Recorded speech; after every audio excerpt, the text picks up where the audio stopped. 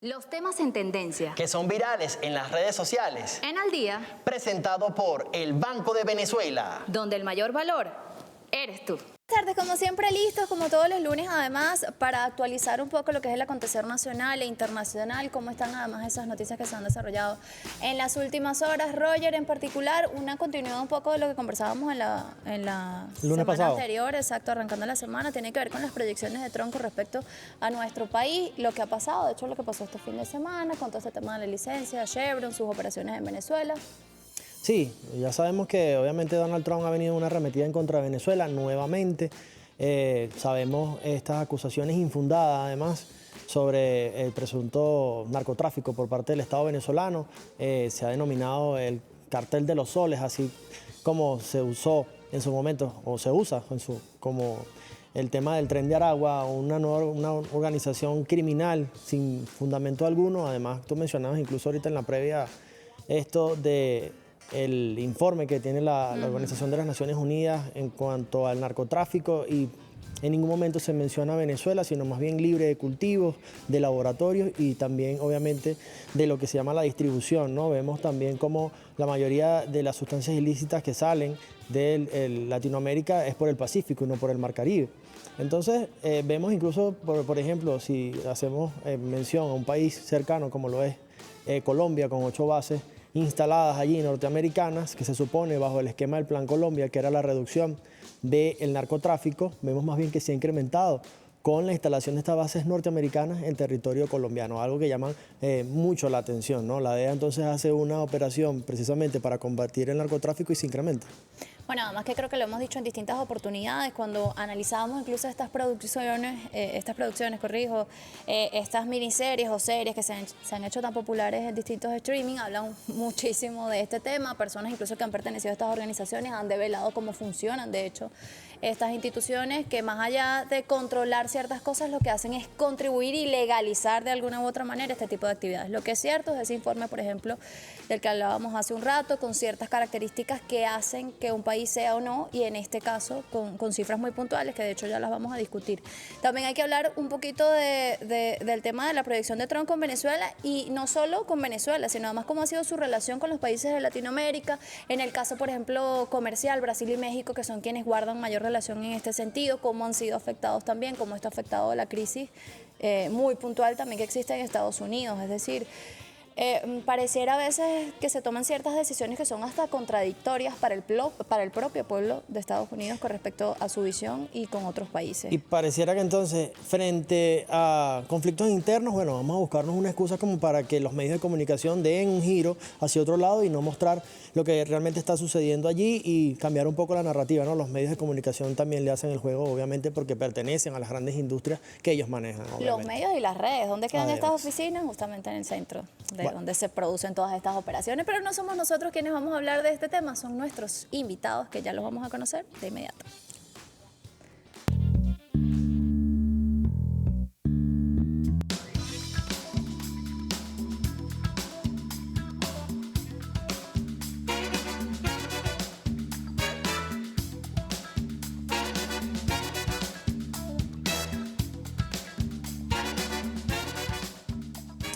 Trump y su constante proyección es nuestro capítulo del día de hoy. Me complace presentar a Néstor Bastidas, PhD en Seguridad y Defensa Integral. Bienvenido al día, Néstor. Gracias, ¿Cómo Roger. estás? Excelente, excelente. Muy agradecido por la invitación.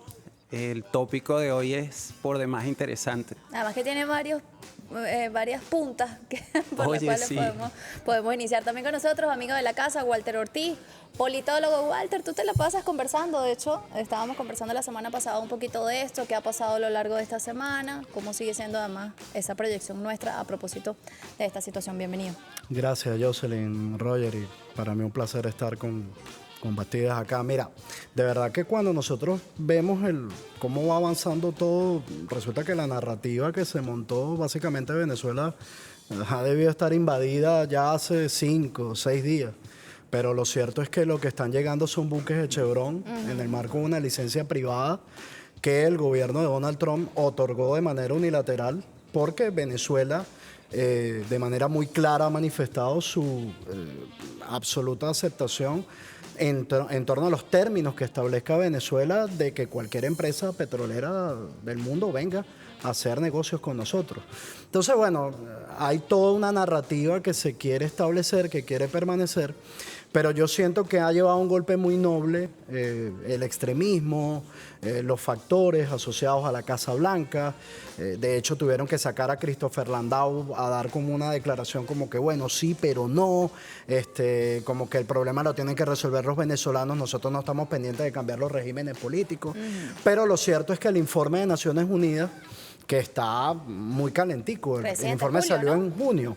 Salió en junio de 2025. El informe sobre las drogas dice que Venezuela está libre de cultivos, que Venezuela no es un espacio privilegiado para rutas del narcotráfico. Las rutas del narcotráfico son por el lado del Pacífico, por el lado de Ecuador y por el lado de Colombia. Y que Venezuela, de hecho, las cifras que da el ministro de Interior y Justicia, Diosdado Cabello, recientemente, es que Venezuela ha cumplido ya con una incautación de más de 51 toneladas de droga, Exacto. que está muy cerca a la meta que tenemos para este año de un 70%, que es más o menos el aproximado de incautaciones que año a año viene haciendo Venezuela. Entonces, el hecho de que Naciones Unidas emita un informe donde Venezuela ni siquiera es considerado como un tema, choca muchísimo con una narrativa que cuando la vemos, entonces empezamos a encontrar que pareciera que las propias dificultades propias que tiene a lo interno de Estados Unidos, inflación, gasolina a precios altos, alto costo de la vida, problemas con el turismo producto de esa política migratoria salvaje, Claro. donde a Raquel y a todo aquel lo están metiendo preso y en un avión sin importar su condición, digamos, migratoria. O sea, gente que tiene visa turista, gente que tiene tiempo allí con su legalidad, incluso está siendo sometida por el ICE a prisión. Entonces estamos viendo una situación interna en Estados Unidos donde pareciera que para mantener la unidad dentro de ese grupo MAGA, ese extremismo de Trump, del Make America Great Again, entonces elevan el tono en contra de Venezuela, ponen a Marco Rubio, que evidentemente Marco Rubio todos sabemos que es el ala más Responde, extremista exacto. de factor cubanoamericano, factor del extremismo venezolano que ha estado conspirando en estos 26 años en contra del sistema político de Venezuela, y entonces enfilan en contra de la República Bolivariana de Venezuela. Me parece que cuando vemos la primera semana de balance, estamos viendo los buques de Chevron acá, Venezuela completamente paciente y calmada, paz social y política con los desafíos propios que tiene toda una sociedad, pero sin duda alguna con la narrativa bastante golpeada por parte de esos sectores. Pareciera que se fabrica una próxima frustración para el extremismo. Y digamos, no es en vano lo que estoy diciendo, porque, a ver, es muy difícil ver soluciones definitivas en un momento en el cual Venezuela acaba de pasar por una elección el 25 de mayo, acaba de pasar por una elección el 27 de julio, y Venezuela está en un proceso de consolidación política. Y eso es una realidad, eso lo saben nuestros amigos tanques de pensamiento en la Casa Blanca, eso lo sabe la gente que es opositora aquí en Venezuela, eso lo sabe la gente del extremismo, por muchas redes sociales, por muchos canales de YouTube, por muchas cosas que traten de lanzar como narrativa. Además, una estructura que se ha consolidado en cuanto a elecciones particularmente o participación popular, que además de alguna manera nos muestra un poco quiénes, porque además ha sido así determinado, ¿no? Las oposiciones, es decir, hay unas que responden a estos planes y hay otras que han dicho, miren, lo siento, pero yo voy a llamar a mi gente a votar, y bueno, es una postura que hay que resaltar, porque además si revisamos hechos anteriores de violencia, incluso el muy reciente, después de la elección del año pasado presidencial, yo creo que la mayoría de los venezolanos estamos de acuerdo con que esos escenarios no son los idóneos para, digamos, resolver nuestras dificultades. Y de alguna u otra manera esos sectores también han ganado, digamos, validación desde el punto de vista democrático, porque han dicho, se han deslindado de ciertas acciones, incluso muy recientes en nuestro país, y han dicho, ya va, yo voy a llamar a mi gente a votar, a participar, esta sigue siendo como la vía, por los intereses que sean, ¿no? Pero lo hacen. Néstor, y en este contexto que menciona Jocelyn y también Walter, ¿qué buscan estas acusaciones, ¿no? A nivel geopolítico, ¿cuáles son la peligrosidad, ¿no? A nivel también del marco jurídico internacional, en términos militares, ¿cómo lo ves desde ese punto de vista? Fíjate, en el intro, cuando conversabas sobre el tema de a dónde se direccionan los focos, la atención de los medios de comunicación, hay algo muy importante. Toda la agenda mediática de la ultraderecha, de los factores neoliberales o de las corrientes políticas que se alinean con el neoliberalismo, tienen a un referente principal. Ese referente principal es Joseph Goebbels, que es como el padre de las operaciones psicológicas a través de medios de comunicación. Esa es una estrategia habitual, ¿ok? Si hacemos un perfil psicológico, hasta psiquiátrico, que ya lo tiene hecho inclusive Donald Trump y muchos miembros de su gabinete, sus asesores, ¿qué ocurre? La orientación es a generar focos disruptivos para desviar la atención de problemas fundamentales. Los problemas fundamentales, como lo mencionaba mi compañero Walter hace un momento, gravita en torno a cuestiones muy concretas.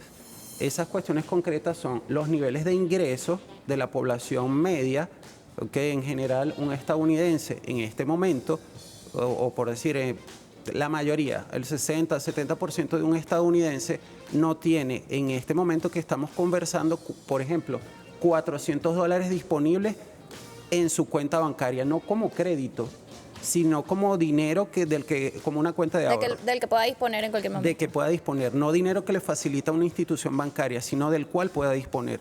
Entonces, ¿qué ocurre? La sociedad en general, por una desestructuración de los factores productivos, de las actividades económicas, y que todo eso se ha desviado a lo militar, se le ha dado un gran impulso a las actividades militares. Entonces, evidentemente, Estados Unidos practicó desde finales de la Segunda Guerra Mundial una economía de guerra. Le fue bien en la Segunda Guerra Mundial, después fue la guerra de Corea en el norte, Corea del Norte, Corea del Sur, la guerra de Indochina, que fueron 4 o 5 guerras, porque invadieron 4 o 5 países, pero el más famoso de todos fue Vietnam, donde definitivamente tuvieron que salir por la puerta de atrás, y así sucesivamente.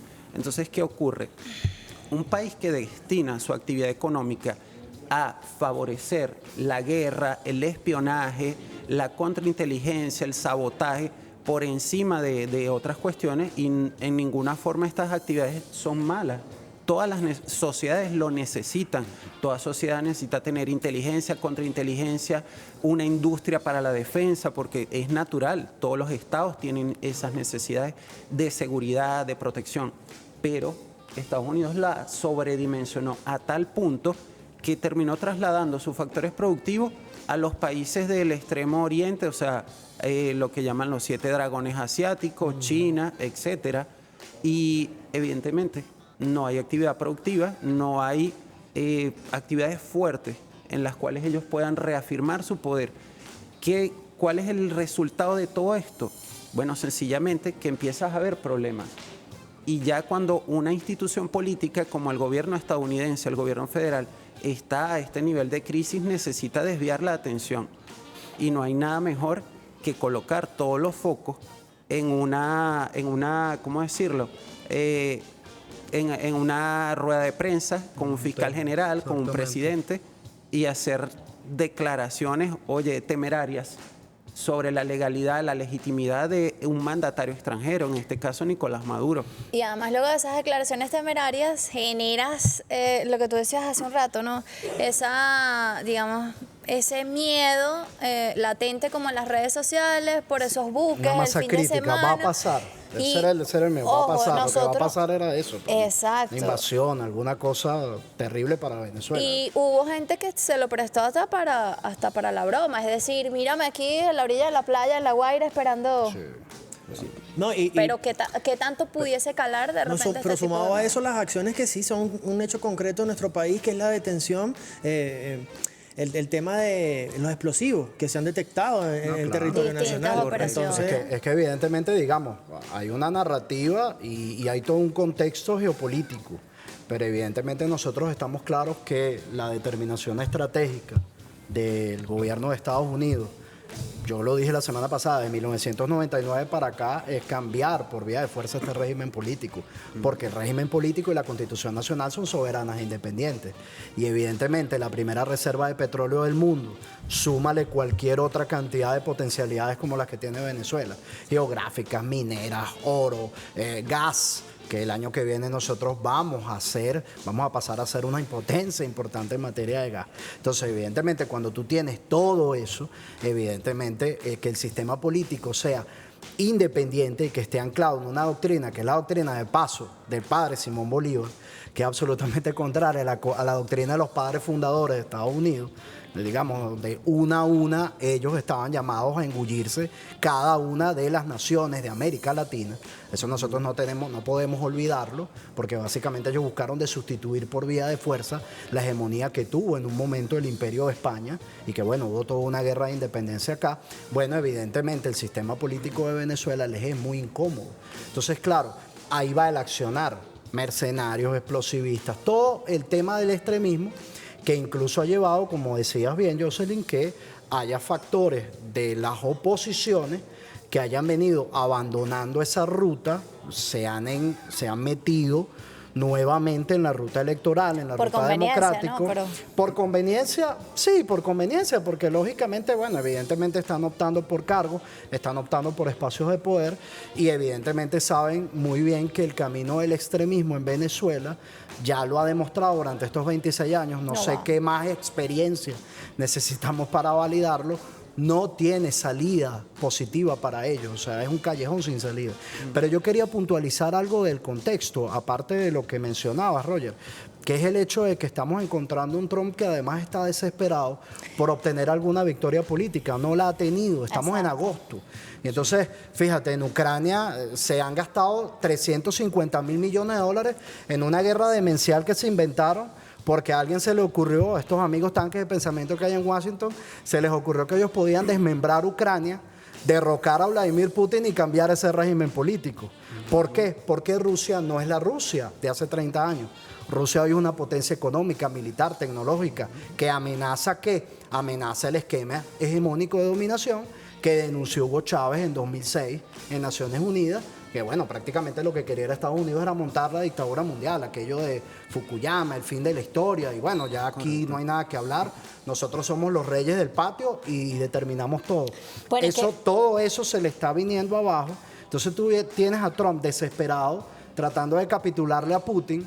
¿Por qué? Porque el americano promedio gasta cientos y cientos de dólares en impuestos para financiar la guerra de Ucrania, para financiar las armas que le entregan a un régimen político nazifascista que montaron en 2014. O sea, miren, fíjense las barbaridades del contexto y cómo vemos en torno a todo esto. Caramba, si estoy tan apretado en estos temas con China, con Rusia, etcétera, etcétera, ¿cómo hago yo? Bueno, entonces vamos a enfilar nuevamente contra Venezuela y le damos comida a nuestros chacales extremistas a lo interno de los Estados Unidos. Bueno, es que te fijas en esa posición, si ciertamente recordamos creo que fue una rueda de prensa, un encuentro que tuvieron el presidente de Ucrania, Zelensky, con el mismo presidente. Hoy acaban de Trump. tener uno, pero en enero tuvieron uno, sí, correcto. Pero ese fue muy particular, de hecho fue hasta viral en las redes sociales por la posición y la forma en la que el presidente Trump le dijo algo así como que, bueno, no sé, ustedes, regañó lo que nos da la gana sí, prácticamente a nosotros. Entonces ves la posición además que asumen y el poder de decisión que siente que tienen, además apoyando este tipo de situaciones, ¿no? Bien, y en ese contexto también saber qué apreciaciones tienen sobre este encuentro que se dio entre Donald Trump y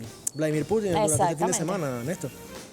Fíjate, efectivamente, este señalamiento o esta afirmación que acaba de hacer Walter en torno a las relaciones entre Putin y Donald Trump son muy significativas, porque es un proceso de desacreditar sencillamente a la persona que está sirviéndote de interlocutor.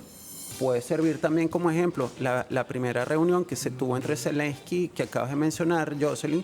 O sea, si estamos teniendo una conversación, una reunión de paso de alto nivel, porque claro, o sea, son los mandatarios, son los principales actores de uno de los principales, porque el de Ucrania no es el principal conflicto bélico en este momento, ni tampoco lo fue en enero.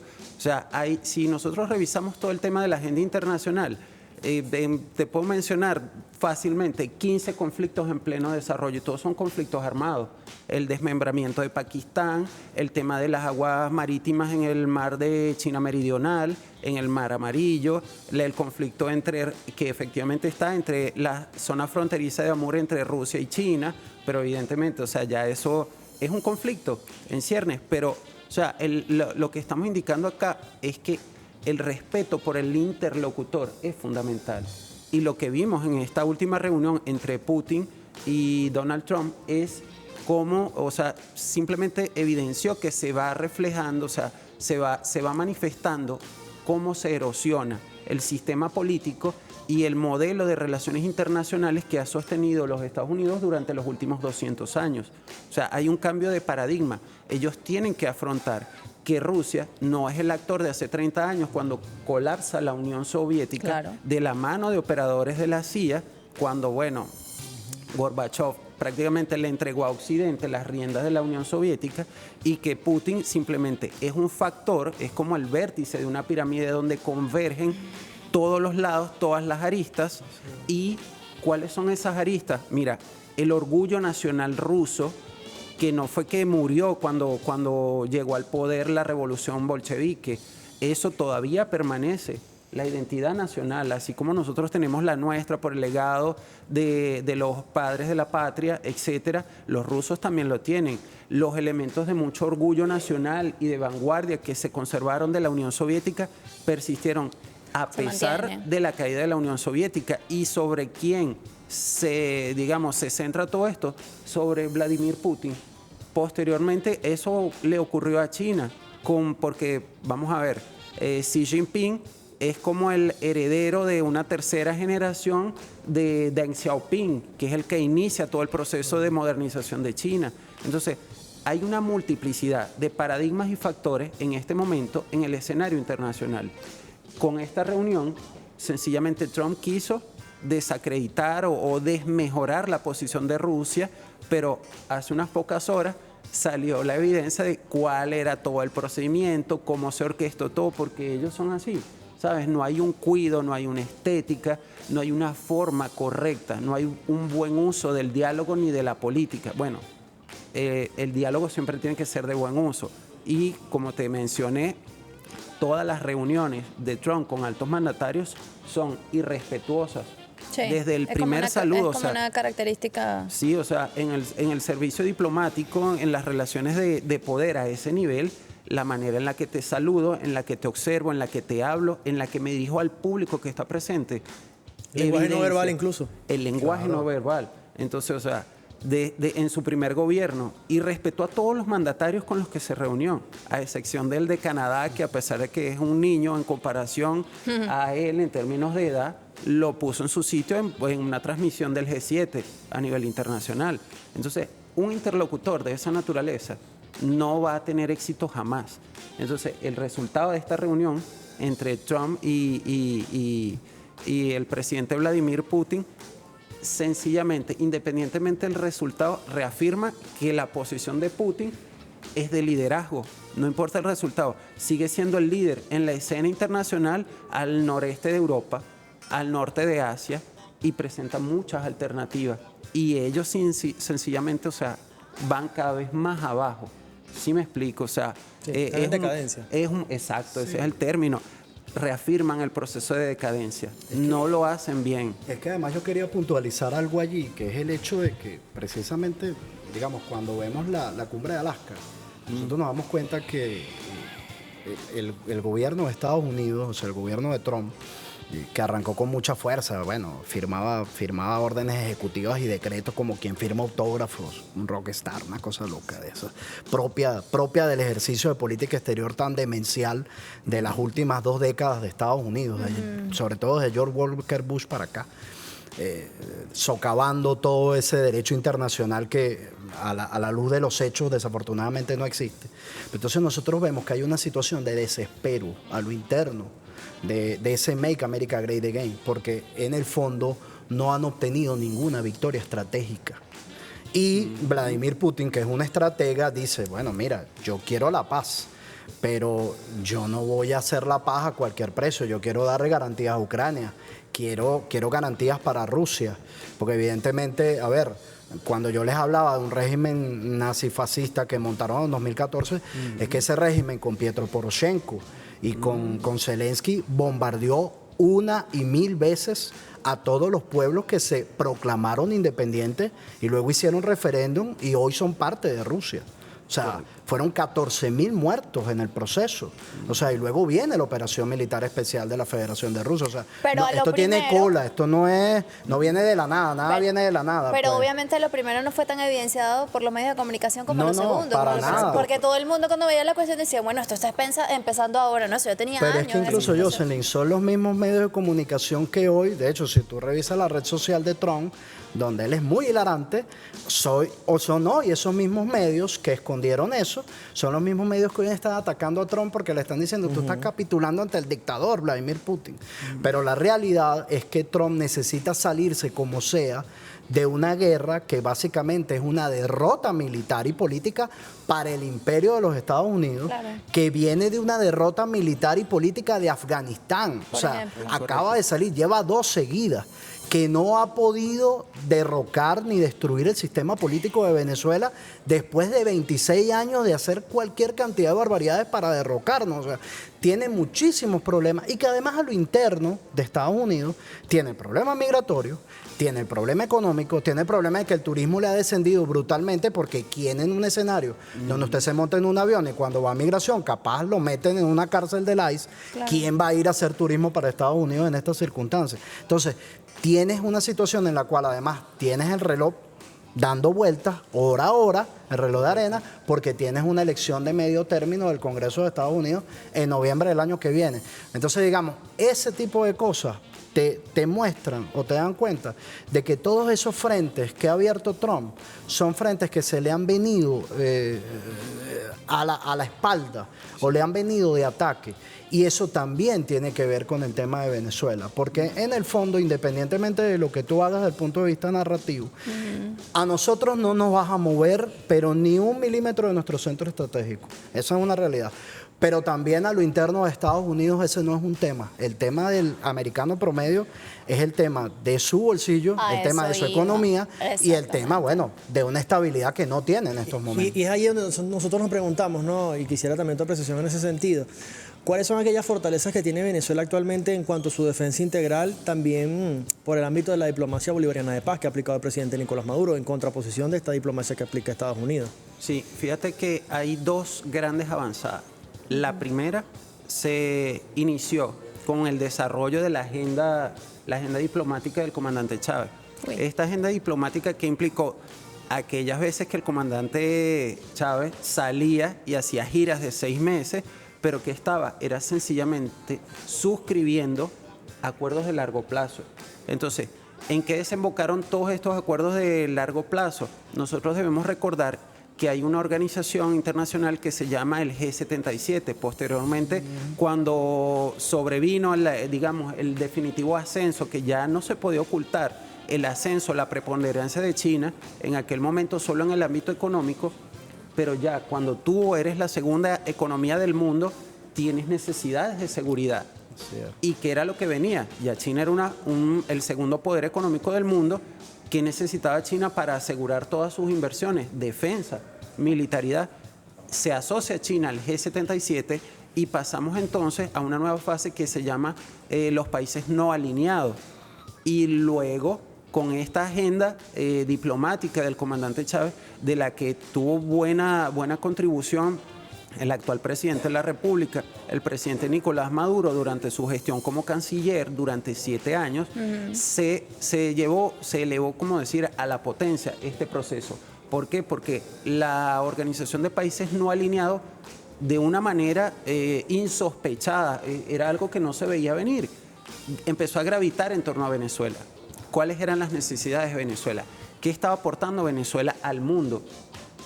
Porque definitivamente nosotros somos una especie, tomando el término que usó Walter, somos una especie de centro de gravedad en términos de seguridad, pero ¿a raíz de qué?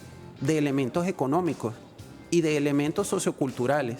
O sea, el venezolano que ha tenido que abandonar el país por múltiples cuestiones, por múltiples motivos, pero fundamentalmente por el tema de las medidas coercitivas unilaterales y la guerra económica, es, como extranjero, una de las principales personas valoradas. Entonces, si tú somos un país rico y a una sociedad con altos valores para el trabajo y el desarrollo y la educación, ¿qué te da?